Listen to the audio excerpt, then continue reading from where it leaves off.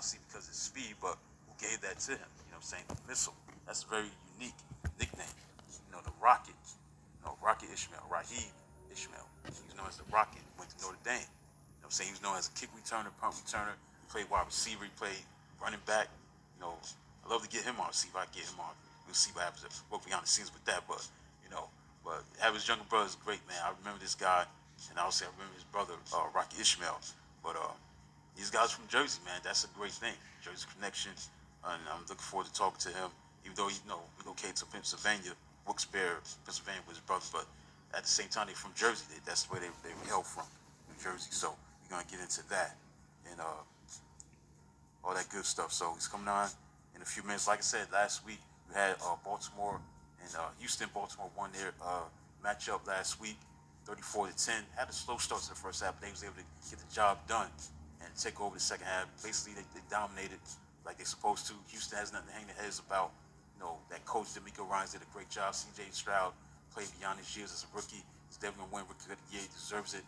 And give credit to Houston, but it's Baltimore's time, it looks like, and that's why he was able to get the victory. Lamar Jackson still has a lot to prove. He's still 2-3 in the postseason. Still have to get the job done. Gets Mahomes. He was been there and done that. So Lamar Jackson still has a lot to prove tomorrow, and see what happens with that. Also, you had the Green Bay Packers and the San Francisco 49ers. The 49ers did not play their best game. They barely won that game. They were very fortunate and lucky to win that game because the Packers were the better team. Kickoff returns, almost ran for a touchdown. Jordan Love played excellent, played very well until the end of the game, threw a bad interception at the end. But they did what they wanted to do. The receivers making plays. They did what they had to do, and they just didn't hold on. They failed to capitalize on opportunities in the red zone at times. They missed a field goal that should have been made when the score was 21-17, and they went down the field. Give credit to Brock Purdy. He went down the field and were able to get the touchdown, go-ahead touchdown. That was something that he had to prove. And Deebo Samuel got hurt with his shoulder. Matter of fact, Deebo Samuel will be playing tomorrow night against the Detroit Lions. So that's great news if you're a 49er fan. So they won that game 24-21. Very good game. And then you had Sunday, you had Detroit versus Tampa Bay. Detroit won 31-23 over Tampa Bay. And that was a very, very impressive win for Detroit Lions. They're going to their first championship game since 1991. So it's been a long time coming. They beat Tampa Bay. Pretty good game by golf. They did what they had to do. They got those running backs, they got those receivers. I just sitting on the defensive side. They're just a better team than Tampa Bay. So the Lions, they've never been to the Super Bowl before. That's going to be a big storyline tomorrow. Because when you look at the championships Sunday, Ravens obviously been to the Super Bowl a few times. Kansas City obviously been going to the Super Bowl a lot in recent years. Then you look at San Francisco, they've been to several appearances in the Super Bowl. But Detroit Lions, they have never been to the Super Bowl. They've been around a long time. They've never been to the Super Bowl in their franchise history. You look at, there are 4 franchises actually that have never made it to the Super Bowl. Detroit Lions, Cleveland Browns, Jacksonville Jaguars, and Houston Texans. Those are the 4 teams that have never made it to the Super Bowl. Detroit is trying to break that drought. That makes that game tomorrow night so interesting. It's a fascinating game tomorrow. I'm going to get into it in the second half of the show. But when you talk about Detroit, they never been to the Super Bowl before. You know what I'm saying? They trying to break that drought, that long drought without being in the Super Bowl. And their franchise to see if they can do it. It's going to be a tough situation because you look at San Francisco, they have not played well. They didn't play well the last game. The last game they didn't play well. They're very lucky to win that game, to get out of that game alive with a victory. But now we're going to see what they do tomorrow against Detroit, San Francisco. So Steve Samuel will be playing, so that's going to be the big game. So basically, I broke down most of the games, so I'm not going to do that in the second half. So I'm just doing it before Qadry comes on real shortly. And he's on right now. So welcome to the Rashad Show. Qadry Ishmael. Can you hear me? I can't see your face. There you go. Okay. All right. Hold on. How about now? Yes, I see you right now. Welcome to the show. Thank you. Thanks for coming out. Appreciate you having me on, brother. All right, man. First and foremost, where you originally from? Where were you born? Jumping right on into it. I was born in Newark, New Jersey. I had to think about it for a second. Where you born? Born in Newark, New Jersey, and Wilkes-Barre, Pennsylvania is where I grew up. Okay, who were your role models growing up? Like, as far as like, growing up where you was at in Jersey, like who you looked up to? Well, in Newark, it was interesting because I loved playing sports, and my father lived in Newark. My mom, she lived in East Orange, and so we would visit my mom on the weekends. My dad would have us during the week. So from the aspect of like role models and mentors, didn't really know much. My father really wasn't a sports guy, so he was more of a scholar, and he was always studying something. Well, from my mom's perspective, she was like, all right, my three sons, y'all need to go ahead and get out the house and burn off some of this energy. So my mom was like, all right, go ahead and go play with the neighborhood kids. And that's where I first learned about sandlot football. And you just go out there and you just start playing. Well, there were these brothers who, they were awesome dudes, but they had there was like two older brothers, three older brothers, something like that. And they realized myself and my older brother, who was only like 11 months older than me, he and I would play together on the same team or whatever, and they realized how good we were, so they called us us the Campbell brothers after Earl Campbell. So I'm like, well, who's this Earl Campbell dude? So I looked him up, and I was like, wow, Earl Campbell is the man. And from that point forward, I was like, yo, Earl Campbell, I want to be like Earl Campbell. So anybody from an influence standpoint, it was wanted to be like Earl Campbell, and obviously the Pittsburgh Steelers at the time, they were winning their world championships and Super Bowls back to back and all that. And I thought I was going to be, Earl Campbell playing for the Pittsburgh Steelers. That was like my mindset. And I think those are like kind of like the flow and the thinking of as I was growing up. All right, so moving forward, like as far as like I'm skip to high school, but going to the colleges, obviously with the Syracuse. What other schools that you wanted to go to other than Syracuse? Yeah, so the recruiting process back then was way different than it is now, but there were some similarities that still kind of exist. Um, it just takes one school to like you. And my story was this: like I was a late bloomer, and my brother, his technically, so I keep saying my brother. For those who don't know, of your listeners, my brother is the Rocket. His name is Rocket. His nickname is the Rocket. He went to Notre Dame and played in the NFL for about 10 years, but he was super fast, very explosive player, and just a dynamic individual. He was on cover of magazines, the whole nine. He was just unreal. Anyway, with that said, my brother and I, when we were in high school, being in the infancy of recruiting, we ran track, and one of the first scholarship offers was from Nebraska. Some coach somewhere, liked what they saw from him as a sprinter and wanted to recruit him and recruited him as a sprinter. But that was his first scholarship offer. We wanted to go and play college football, and excuse me, my camera is getting knocked all over the place. But we basically, I think Notre Dame was on like the peripheral. Penn State, if you're in the state of Pennsylvania, Joe Paterno, who was the head coach at the time, what he would do, he would be like, all right, I'm going to recruit these kids, and if they're good, cool, I got a bonus. But if they're not, at least I look like I'm doing something good because these kids are going to come to my hometown. So bottom line, or come to Penn State, the hometown crowd, I should say, if there's the next guy that's up, then basically it's going to be like a good faith thing, and I locked down the state of Pennsylvania with all the recruiting. And so I was running track. I just finished winning my third gold medal, and the defensive coordinator for Penn State, his son Ron Dickerson and Ron Dickerson Jr.,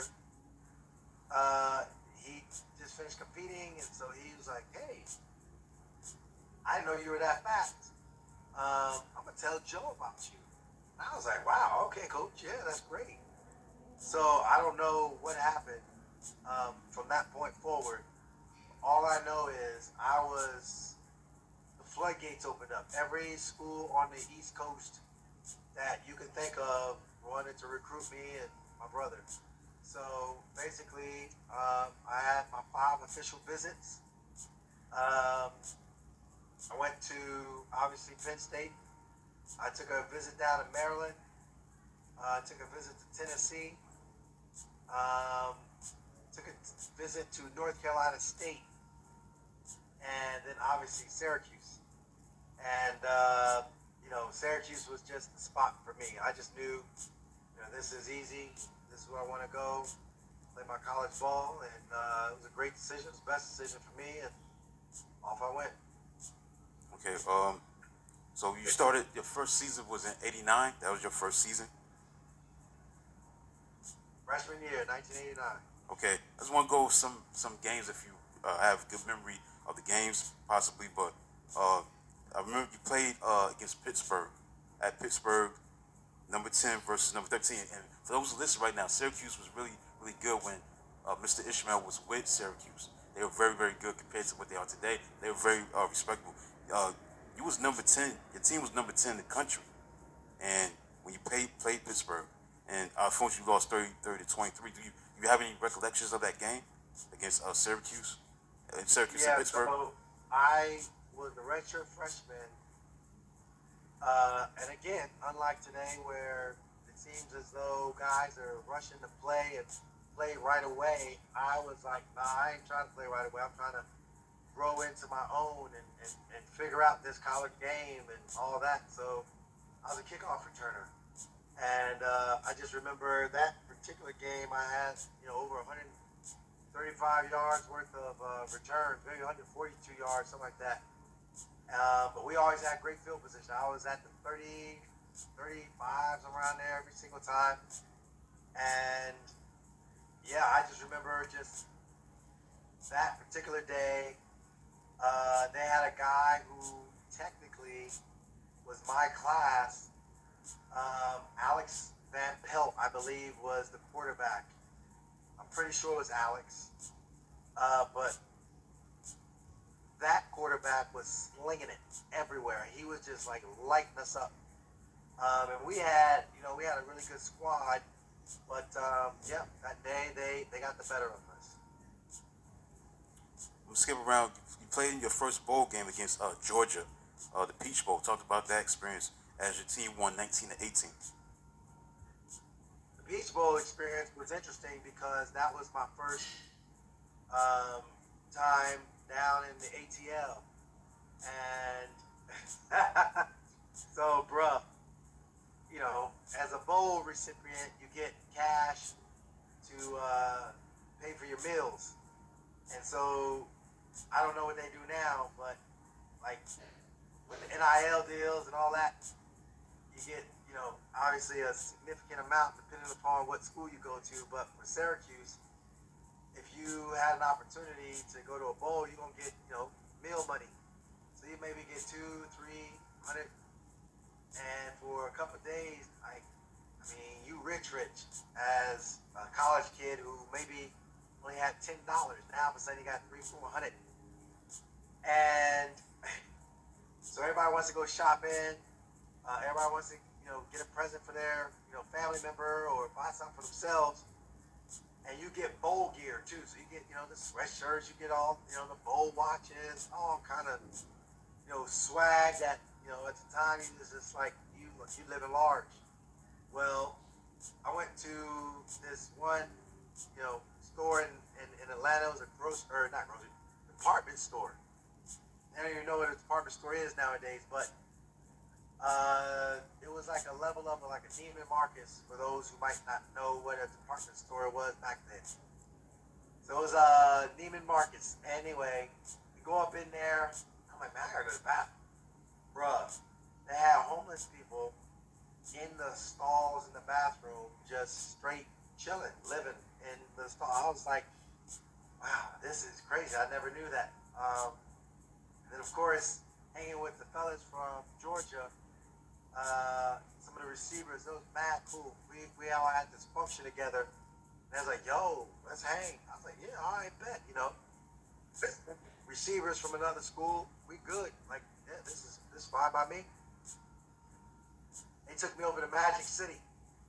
And I was like, yeah. So this is Magic City. Okay. Yeah. So, you know, I don't know if I'll be able to get in because I'm like, you know, bro. So, man, we Georgia football. So we rolled up there and it's like, yo, we Georgia football. Bouncer was twice the size of all of us. Receivers, you know, we slight little fellas. And dude opened up the door, we went in. Some dude who looked like he was the Mac out of the movies. And he was like, yo, young bloods, what y'all doing? What's up? So he brought over some people and he let it rain for us. So I was like, what is going? Where did I just do? So that was my experiences with the ATL, and the game itself was amazing because of the fact that you're looking at an SEC football team that everybody's like, oh, it's Georgia, you're only Syracuse, but we whooped them. It was a physical game. It was back and forth, and we wound up getting the victory. So that was kind of the ramping point of playing not only for Syracuse but also winning. And what I mean by that is that we were a team that was like, yeah, we go to bowl games and we win. And I was just really thankful that we got a chance to get it done. Right. Fast forward to your sophomore year, 1990, and unfortunately, it was your coach at the time, Dick McPherson's final year as head coach. Also, he would go to coach the Patriots. Also, was the final season of Syracuse football being an independent. And you end up joining the Big East. Talk about winning the Aloha Bowl against Arizona, 28-0. Talk about that. Well, I think that was like an interesting year for me because, um, obviously I was a wide receiver. I was a kickoff returner. I didn't want to be just a kickoff returner. I was a damn good one, but I wanted to play receiver and had a chance to, really step up and play. But I broke my finger in the beginning of the year, and I just never really got a chance to really establish myself. We had a young dude named Shelby Hill who, was just a really good, talented receiver. And unlike again today, where you just look at it like, oh man, they don't like me, oh this, that, and the other thing. I'm going to go into the transfer portal, and they have a portal. If you transfer, you lose a year eligibility. So it was a blessing because Dick McPherson, for him, he liked me, but wasn't really like, yeah, this is my guy. And so I was like, man, I don't have a good feeling about this. I think I might be on the way out. And the bowl game was just the culmination of, it was tough. I was sitting there, I don't think I played a snap. And, it was just one of those cases where I really was like contemplating what I wanted to do next. I was a member of the track team. I was a Big East champion. I, ran hurdles and was very successful in that. And basically, Coach Mack, he and I got to some choice words, and I was like, well, I guess this is the end of my football career.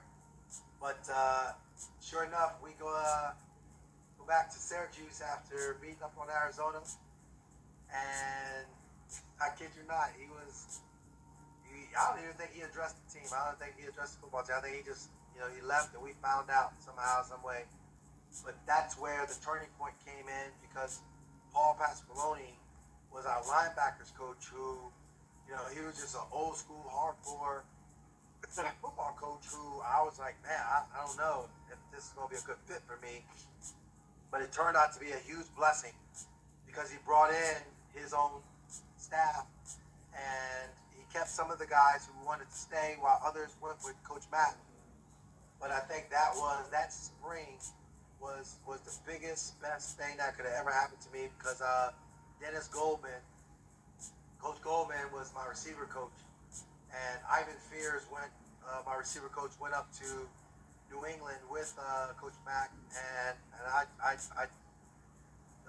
it was awesome. I had a great spring ball practice and kind of took off from there. Right, so you got Paul Pasqualoni in as the coach in '91. Had a great season though, 10-2. Only two losses was to Florida and Florida State. Let's talk about the Florida. Excuse me. Only two losses. Not you beat Florida. You lost to Florida State and East Carolina. But the Florida game, you put off an upset. Talk about that at home against Florida. You beat them 38-21. Talk about that big win against Florida. They was number 5 in the country. Talk about that game. Correct. Yeah, it's interesting because that game, if I were to ask my boys um,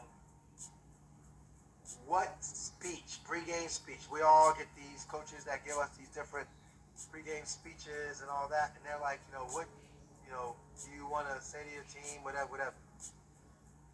But what pregame speech was the best pregame speech you ever heard?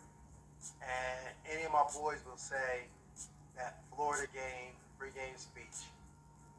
Coach Pasqualoni, first of all, he was like, at the start of the year, he was like, Andre, man, our contract with Converse is up. And the football team, while we had Converse, basketball team had Nike. And they had Nike from the beginning. Well, we were sitting there, we was always envious because you walk around campus with, your Converse on, is one thing, but you walk around campus with the orange swoosh sneakers, you knew that, man, that dude was on the basketball team. So, literally, I think even maybe the lacrosse team might have been, I think they changed over to Nike as well. So we were like, well, let's just make us a Nike school. And so he came in, he was like, what do you want to do? Nike or Converse? Man, we raised our hands, Nike. Done. So we got our Nike swag on, and bruh, obviously Florida had been a Nike school. We go out there, and bruh, like, the pregame speech was out of this world. He was like, I believe in all of you. And he just started going down the list. And, like, I felt like I could run through a wall. And so, sure enough, Coach Pasqualoni, he had us riled up. We went out there, and I remember that particular game. I had I think it was like a 38-yard 9-route, scored on it. I don't know. I just had a really, really good game. Had some good catches, everything. Had over either 100 or close to 100, something like that. I don't recall the yardage, but had a really good game and had over 100 all-purpose yards. But that one kind of put us on the map. So we were like, yo, we for real. Yeah, unfortunately, a couple weeks later, you played Florida State. You lost that game 46-14. Now, that was a great team. But let's talk about, I think in that game you returned a kick return for a touchdown, correct? You scored a touchdown. I had a kickoff return for a touchdown. Yeah. And I had a pass, a TD pass as well. Yeah, talk about that experience. I know obviously you lost that game, but there's being a game like that, a big game of that magnitude, because your squad was ranked number 10 in the country, and they was ranked number 1, so it was a top 10 matchup. Let's talk about playing against that Florida State team. It's weird because I think for as long as I can remember, Florida State seemed to have always had our number. The great late Bobby Bowden, um, he really, when it came to his recruiting, Florida and that whole southern area, I mean, he had it on lockdown. I know, Steve Spurrier did as well, but there was nobody like Coach Bowden, and yeah, they came up there and they had some big boys up front. Our offensive line, you know, they were good, but they just had another level of speed. Their offense, we held it in check for a little bit, but then they wound up doing their thing. It was a torrential downpour. So from a bigger picture standpoint, it was frustrating because I think it would have been a different story if it was a sunnier day or a drier day at least. But yeah, they were the real deal. They were deserving of being number one in the country. Um, I forget who the quarterback was. Um, Florida State. yeah, from Florida State. Casey Weldon. KT Weldon, yeah. Casey was just as good of a game manager as it got. I mean, that dude just knew where to go with the football, was very just smart with it, didn't make any real big mistakes, and just made the necessary plays. And like I said, they had some really good skill guys. I remember Ampley.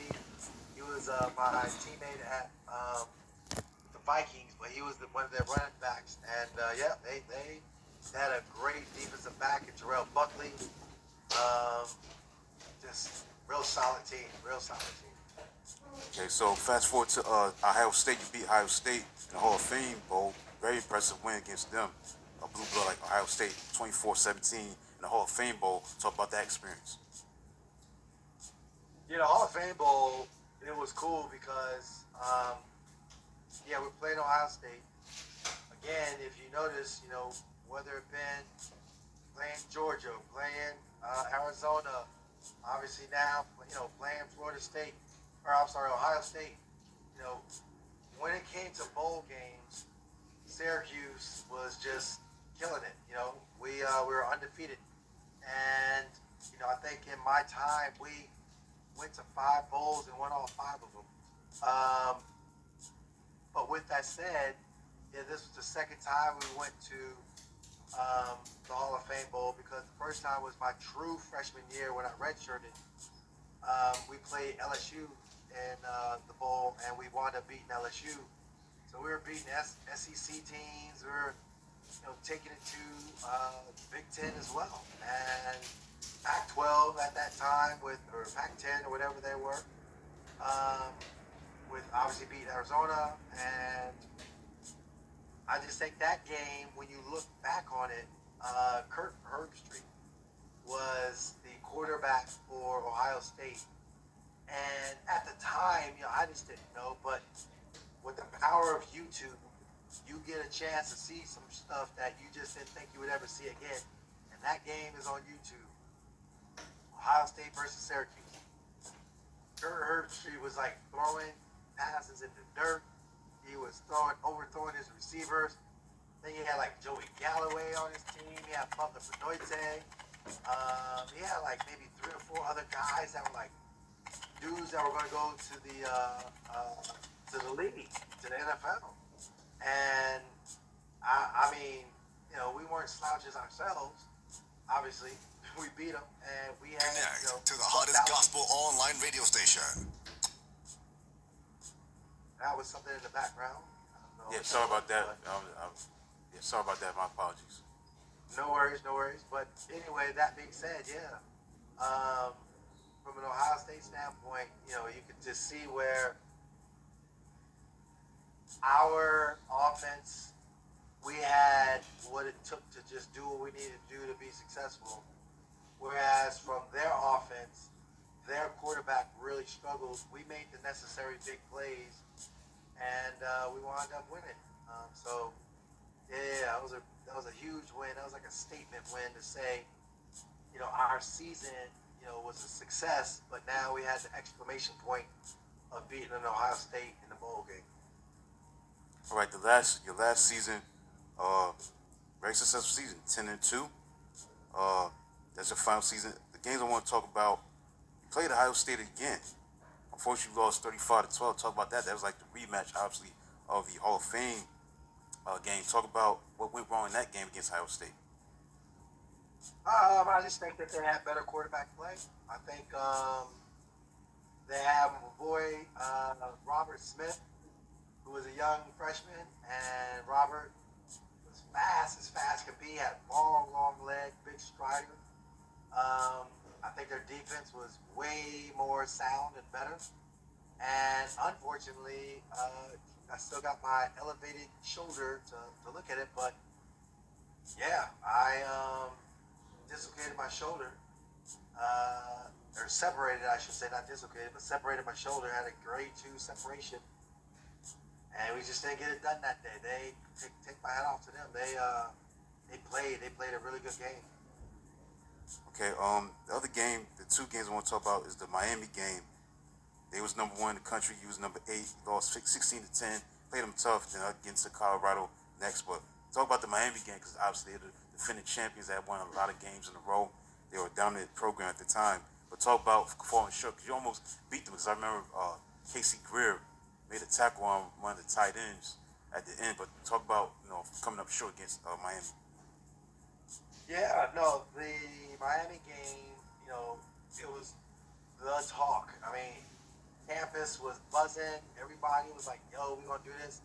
That was the loudest I heard the Carrier Dome be since my senior year of high school when Penn State came up to play Syracuse and we whooped them in the dome. So from a bigger picture standpoint, it was epic. Like we knew what was at stake, and we actually got an acceptance to go to the Fiesta Bowl. I think it was before the game, but yeah, no, it was a scenario where our defense played out of its mind. I think Gino Torretta threw either 3 interceptions and probably could have had maybe 2 more or something like that. But our offense, our offensive line, knowing now, had to go up against a young Warren Sapp. And there was some other dudes that we had to face as well. But they had some dudes. And it was hard for us to get our offense. We were a run-first offense. We ran a variation of the freeze option. Yeah, no, it was a great game. And like you said, it came down to a great tackle saving for Miami, but us coming up short, rest in peace, Chris Gedney, my teammate and tight end, we just couldn't get it done. So, yeah, you're making me reminisce about all my losses, but there were a lot of other games where we just had some really good, some good victories as well. Yeah, speaking of victory, you beat Colorado 26-22 in the Fiesta Bowl. A top 10 team in Colorado. Colorado, figure out, today, obviously, Deion Sanders doing his thing, but obviously they got a lot of work to do to be like Colorado of the past. But Colorado was a big-time program, and you beat them 26-22. You was number 6 in the country, they were number 10. And you beat them, and you was 4-0 in the bowl season. Talk about that win against Colorado, your final game of your career at Syracuse. Yeah, well, we got to emphasize 5-0 because I was on the team when we beat LSU. It's just I was a redshirt freshman. Oh, okay. I'm just sitting there on the bench as a freshman. But I'm like, woo, we get the rings, we get all of the swag. But to your point, yes, that was my final game, and Colorado was riding the high wave of being former national champions. Bill McCartney, I think, was still the coach there. They had a really strong, solid defense. Deion Figures was the one notable guy in the secondary that was really good. Another kid actually went to the league. We played against each other. I think he spent some time in Atlanta as a defensive back. Can't think of his name off the top of my head, but Chad Brown was a linebacker who I think he played predominantly for the Pittsburgh Steelers for a couple of years. He was a real solid player as well. So yeah, there was a lot of talent on their side of the football. Michael Westbrook who would have been a #1 draft choice. I think the following year, um, for the Washington Redskins, I think he was like, 4th overall, something like that. Cordell Stewart, but our defense again, stood up and stood to test. And then our offense made, some plays that we needed to make. And our special teams, we had a kickoff return, a reverse. So everybody was looking at what my brother did in college at Notre Dame and doing kickoff returns, and he was just so electrifying. Well, for me, as a kickoff returner, they were like, no, we ain't going to put him on the map. What we're going to do is we're going to what is called sky kick. So they would pooch it up in the air, and you'd either fair catch it or whatever, and it was very frustrating because it kind of limited what we did as a return team. But if they did kick it deep, we had a reverse setup, which one of the reasons why I felt like, we jumped up on Florida, the one you referenced the year before, is because we had a reverse that went to the house. And so we dialed that same reverse up against Colorado, and sure enough, took it to the house as well. And it was just fun. It was all fun. As far as just obviously going 5-0 in bowls, and my junior and senior year, I think we only lost the 4 games, and that was it. So it's pretty cool. Okay, now you go into the draft. You get drafted in the second round by the Minnesota Vikings in 1993. He was the highest draft Syracuse player since Moose Johnson, Darryl Johnston. Talk about falling out. Did you think you was gonna be like a first round pick? You fell into the second round. What were your recollections of that? Just falling out of the first round to the second round. Talk about that. Yeah, I don't know so much as I fell out of the first round, so much as the way in which the draft was shaping up. I would say going from a kid who wasn't really sure what he was going to do, if you remember back at the Arizona recollection with the Aloha Bowl, to my senior year where I was in the Heisman Trophy conversation. Finished that award as 10th in the nation, whatever that's worth. But I was an All-American, 2-sport All-American, both in track and football, first time since the late Jim Brown in 1967. So, I think the way in which I was trending up, it was like, hey, this is great. I feel like I was just a guy to now where, I'm going to get drafted and get drafted high. And so, yes, some people had a first round grade on me, and whatever else. And I think that just went to, how I was able to approach the game and be successful in the games. And I think overall, for me, being drafted by the Minnesota Vikings was a complete surprise. It was a pleasant surprise. And I think their offense and what it meant to me fit me perfectly. So, I'm more than grateful that I got drafted, and I got drafted by the Vikings. I think the other 2 teams that were looking for receivers that were talked about, at the end of the first round was Green Bay and Chicago. And knowing what I know now, I'm so glad I did not go to either team. And I had the career path that I had. Okay, so I'm gonna skip around because it's great to have you on because the Baltimore Ravens play tomorrow. You came to the Baltimore Ravens in 1999, led the team with 68 catches, 1,105 receiving yards, and 6 touchdowns. You had a career high 258 yards in one game against the Pittsburgh Steelers.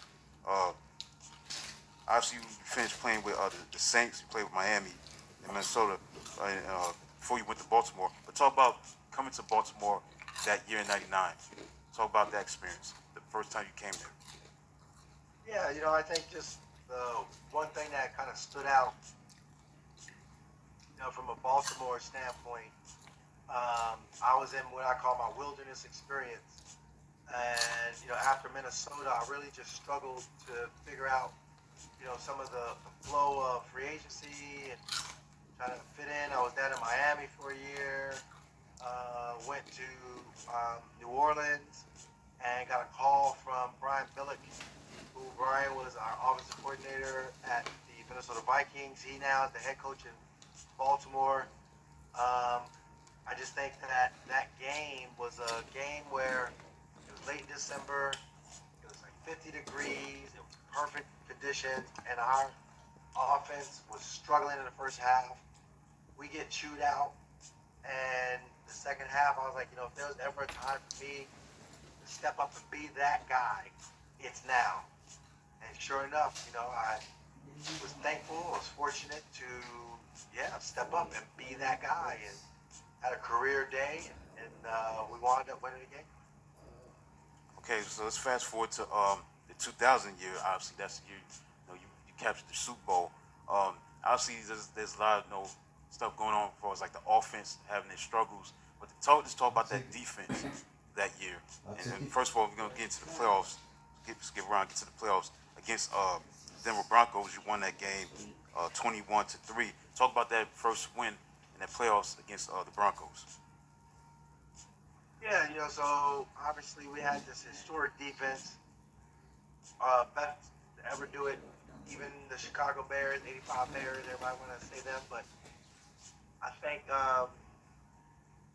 one of the things that I remember about that game was the wind was just ridiculous. And it was our first game at home as far as hosting a playoff game. We were the wild card team, and we were the higher seed. Obviously, Denver was a good football team, had some really phenomenal receivers. Ed McCaffrey, Christian McCaffrey's dad, was the receiver. Rod Smith was the other receiver, and they just had, just this offense. I think it was Danny Cannell, I believe, who was the offensive coordinator, or the receiver coach. That didn't make any sense. He was the quarterback for their team, and I remember their receiver coach and their offensive coordinator were feeling very confident that they could match up against our team. And sure enough, it was a case where our defense just clamped everybody down. We had this real funky play where Shannon Sharp, our tight end, and Jamal Lewis, our rookie running back, he got a pass out the flat, and it flipped up in the air. And Shannon wound up catching it and taking it to the house. And that's when you just knew, it's a wrap, we're going to win. All right, so the next game, obviously this was a rivalry at the time, the divisional playoff game between the Titans and the Ravens. You win 24-10. Talk about that win. Yeah, the main thing with the Titans win was that it was such an intense game. You could barely hear yourself think. That's how loud it was. But again, we had a blocked field goal that went for a touchdown. Anthony Mitchell was the guy that took it to the house, and it was an unbelievable experience. One that you just seared in your mind, just the intensity of the crowd and the way we were able to get a victory against an extremely talented football team. In the AFC Championship game, you beat the Raiders. I was the biggest player of that game because that defense was so great. Shannon Sharp's 96-yard touchdown pass caught from Trent Dilfer. Talk about that game as you go to your first Super Bowl, winning 16-3 over the Raiders. Talk about that experience. Yeah, all we felt was that we just needed 10 points. Anytime you get up 10, we're going to win. And sure enough, Rich Gannon had Tony Siragusa, our defensive tackle, and now this play is outlawed. They actually call it Tony Siragusa rule, where you can't, get a quarterback and lift him up and throw him and tackle him to the ground. He did just that and knocked him out of the game. They couldn't do anything even before that, but they definitely couldn't do it since. And we wound up just taking it to the next and getting a victory. Right, the next game, obviously the Super Bowl, that experience leading up to the Super Bowl. You play the Giants, you win 34-7. Obviously the culmination of a dominant defense. Talk about that experience and win your first Super Bowl. Yeah, from a Super Bowl standpoint, it was obviously they alternated every year, like a week, 2 weeks, week and 2 weeks, week, 2 weeks.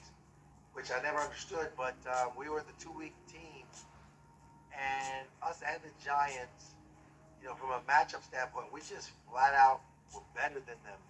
And I remember reading the stat that the defense did not give up a punt, or I'm sorry, a single possession as far as like they either had to punt the ball or they had a turnover in all their possessions throughout the entire game. That's how badass we were. And offensively, we just felt like, hey, we just need to put points on the board. Only way they're going to score if we allow them. Sure enough, we allow them a kickoff return. But yeah, outside of that, like it was just like a perfect game, perfect storm, and a hell of a lot of crazy talented dudes getting it done. Okay, so obviously, you played with the Baltimore Ravens. You ended your career. Let's see, you ended your career with the Dolphins, correct? Or was it Indianapolis? Okay, Indianapolis. Talk about that final season with the Colts. Yeah, it really was like an interesting year because playing with Peyton Manning, Peyton had, certainly his groove and confidence with his guys, but it was a real neat experience as far as like how, one team, one organization, you get used to doing things a certain way. Then another team, they do it a little bit in a different way. But bottom line was, it was surreal how, seamlessly it flowed when it came to, the offense and some of the nomenclature.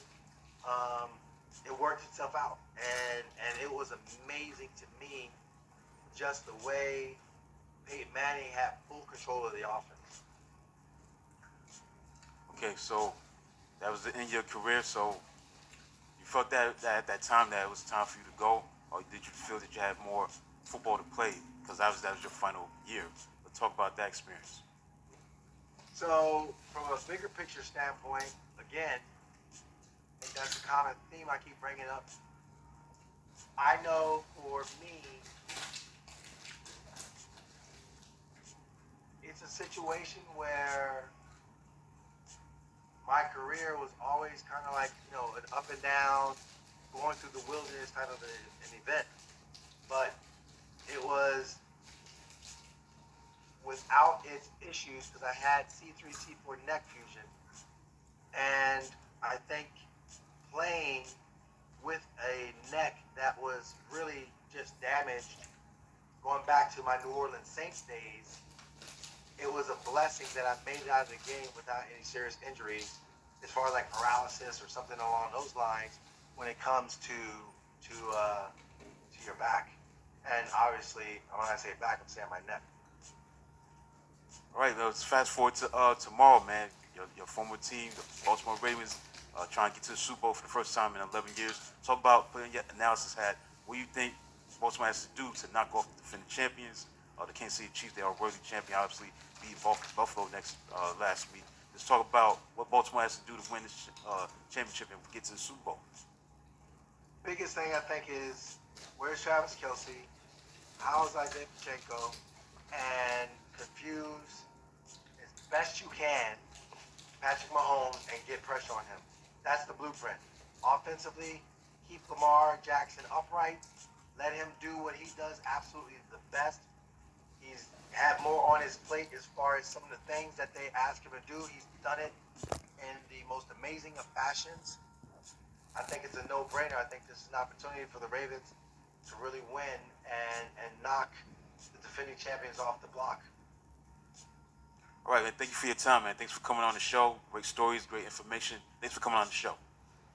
Appreciate you having me on, man. All right, thank you. That's Qadry Ismail,